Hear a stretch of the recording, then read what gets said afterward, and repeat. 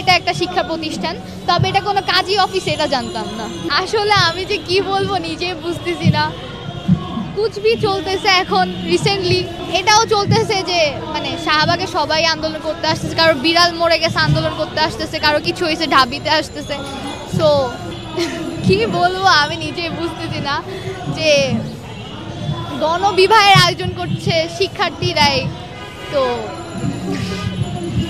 এটা কোনো লজিক হয় নাকি আমি নিজেই জানি না। নিজেরাই এখন আমার কাজই হয়ে গেছে, এখন কিছু আমার কাছে তো এটা জাস্ট একটা মিমি লাগছে আর কিছু না। আমি অবভিয়াসলি এইসব সুযোগ পাইলে আমি কি করতাম আমি জানি না, মানে আমার এখন তো এসবের ইচ্ছা নাই, পড়ালেখার দিকে এখন মনোযোগ দিছি।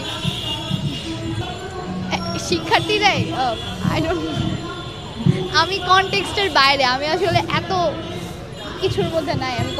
আচ্ছা, যদি সুযোগ থাকতো অবভিয়াসলি প্যারেন্টসের মতামতের উপর ডিপেন্ড করে। আর না, আই ডোন্ট থিঙ্ক সো গণবিবাহ করতাম, নর্মালি বিবাহ করতাম, সবাই একসাথে গণবিবাহ করতাম না। না উৎসাহী না, অনেক উইয়ার্ড লাগতেছে। হ্যাঁ, এটা একটা শিক্ষা প্রতিষ্ঠান, এটাতে কাজী অফিস হয়ে গেছে এটা তো জানতাম না। এটা তো আমি সবসময় জানতাম, এখানে আসি ছোটোবেলা থেকেই।